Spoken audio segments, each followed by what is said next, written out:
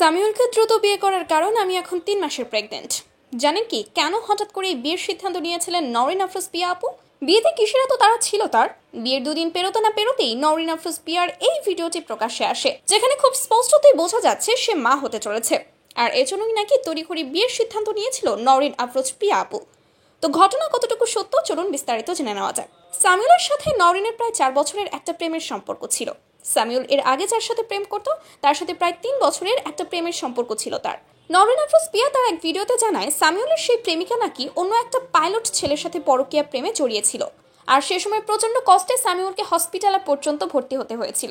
ওর আগের এক্স ছিল, হ্যাঁ, ওর আগের রিলেশন ছিল, 3 বছরের রিলেশন ছিল, বাট ওর যার সাথে রিলেশন ছিল সে তার নামও আপনারা হয়তো বা জানেন। সো সেই মেয়েটা তার সাথে চিট করছিল, হ্যাঁ, তাদের রিলেশন ব্রেকআপ হয়। ইভেন সেই মেয়েটার জন্য সে হসপিটালাইজডও ছিল, অনেক পাগলামো করছিল ওই মেয়েটার জন্য।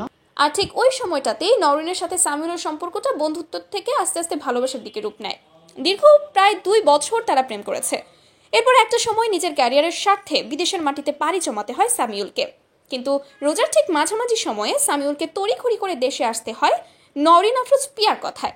দেশে এনে বিয়ের পুরো প্রস্তুতি চালায় সে এবং বিয়েটাও সেরে ফেলে। তো হুট করেই যেহেতু নওরিন আফরোজ পিয়া বিয়েটা করেছে, তাই জন্য দর্শক মনে না জানি কত প্রশ্ন। কেউ কেউ তো আবার এই ভিডিওটা দেখিয়ে বলছে সে প্রেগনেন্ট ছিল তাই এত তড়িঘড়ি করে বিয়ে করেছে। তবে এই কথা বললেও প্রশ্ন কিন্তু একটা থেকেই যায় যে সামিউল যদি বিদেশেই থেকে থাকে তাহলে সে কিভাবে প্রেগনেন্ট হলো। আসলে ঘটনাটা হলো নওরিন আফরোজ পিয়া আপু আসলে প্রেগনেন্ট নয়, বরং তার সামান্য মেদ বেড়েছে ভাই, এছাড়া আর কিছু না। এছাড়া আরও একটা বিষয় হলো বিয়েটা কিন্তু বাঙালির হুট করেই হয়, নওরিন আপুরও তার ব্যতিক্রম হয়নি। তো আশা করি বিষয়টা আপনাদের কাছে ক্লিয়ার। বিষয়টা নিয়ে যদি আপনাদের কোনো মন্তব্য করার থাকে কমেন্ট করে জানাতে ভুলবেন না।